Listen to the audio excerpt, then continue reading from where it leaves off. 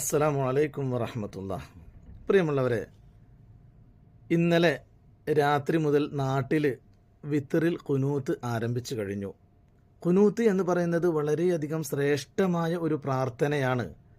ഞാൻ മുമ്പ് ചെയ്ത ഒരു വീഡിയോയുടെ താഴെ നമ്മുടെ നാട്ടിൽ ഓതുന്ന ഖുനൂത്ത് ഏതോ ഒരു നിസ്സാര കാര്യം പോലെയും ഇവിടെ പള്ളികളിൽ വളരെ ഭീമമായ നീണ്ട പ്രാർത്ഥനകൾ പ്രാർത്ഥിക്കുന്നത് അത് വളരെ ഉഷാറാണ് എന്നും തോന്നിപ്പിക്കുന്ന രൂപത്തിൽ ഒരുപക്ഷെ എഴുതിയ ആൾ അങ്ങനെ കരുതിയിട്ടുണ്ടാവില്ല. എനിക്കങ്ങനെയാണ് ആ കമൻറ്റ് വായിച്ചപ്പോൾ തോന്നിയത്.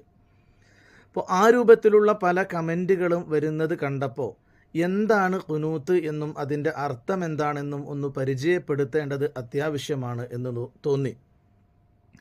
പുണ്യ റസൂൽ സല്ലല്ലാഹു അലൈഹി വസല്ലമ തങ്ങൾ ഹദീസിലൂടെ പഠിപ്പിച്ച വാചകങ്ങളാണ് നമ്മുടെ നാട്ടിൽ സുബഹിലാണെങ്കിലും വിത്റിലാണെങ്കിലും ഖുനൂത്തിന് ചൊല്ലിക്കൊണ്ടിരിക്കുന്നത്. അതുകൊണ്ട് തന്നെ ഇവിടെ മറ്റു പ്രാർത്ഥനകൾ പ്രാർത്ഥിക്കുന്ന മിക്ക ഇമാമിങ്ങളും ആ പ്രാർത്ഥനയ്ക്ക് മുമ്പ് ഈ ഹദീസിൽ വന്ന ഖുനൂത്ത് കൊണ്ടുവരാറുണ്ട് എന്നാണ് ഞാൻ മനസ്സിലാക്കുന്നത്. ഏതായാലും ഖുനൂത്ത് വളരെയധികം നമുക്ക് ചോദിക്കേണ്ട എല്ലാ കാര്യങ്ങളും കൂടി ഉൾപ്പെട്ട ഒരു പ്രാർത്ഥനയാണ്. അല്ലാഹുമ്മ ഹദിനി ഫീമൻ ഹദൈത്, പടച്ചവനെ എന്നെ നീ സന്മാർഗികളുടെ കൂട്ടത്തിൽ ഉൾപ്പെടുത്തണേ.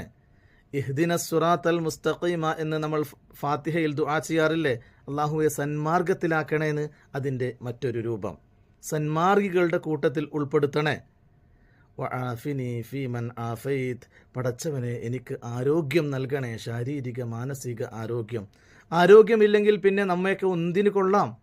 സാമ്പത്തികവും മറ്റു സാഹചര്യങ്ങളും ഒക്കെ സൗകര്യങ്ങളൊക്കെ ഉണ്ടായിട്ട് ആരോഗ്യമില്ലാതെ വീടിനുള്ളിൽ തളച്ചിടപ്പെടുന്ന ആളുകൾ, അല്ലെങ്കിൽ സ്വന്തം കാര്യങ്ങൾക്ക് മറ്റുള്ളവരെ ആശ്രയിക്കേണ്ടി വരുന്നവർ, അവർക്കാണ് സത്യത്തിൽ ആരോഗ്യത്തിൻ്റെ വില അറിയുന്നത്. അതുകൊണ്ട് തന്നെ പുണ്യ റസൂൽ സല്ലല്ലാഹു അലൈഹി വസല്ലമ തങ്ങളോട് ഒരിക്കൽ അബ്ബാസ് റളിയല്ലാഹു അൻഹു ചോദിച്ചു അത്രേ, അള്ളാഹുവിൻ്റെ പ്രവാചകരെ, ഞാൻ അള്ളാഹുവിനോട് എന്താണ് ദുആ ചെയ്യേണ്ടത്? പുണ്യ നബി പറഞ്ഞത് സലില്ലാഹൽ ആഫിയ, അള്ളാഹുവിനോട് ആഫിയത്തിനെ ചോദിക്കണം എന്ന. ആ ആഫിയത്ത് ലഭിച്ചു കഴിഞ്ഞാൽ ബാക്കിയൊക്കെ ഇബാദത്ത് ചെയ്യാൻ, ജോലി ചെയ്യാൻ, എന്തിനും നമുക്ക് ആഫിയത്ത് അനിവാര്യമാണ്. അതാണ് ഈ പ്രാർത്ഥന പറയുന്നത്. വആഫിനി ഫീമൻ ആഫൈത്, എനിക്ക് നീ ആഫിയത്ത് നൽകണേ.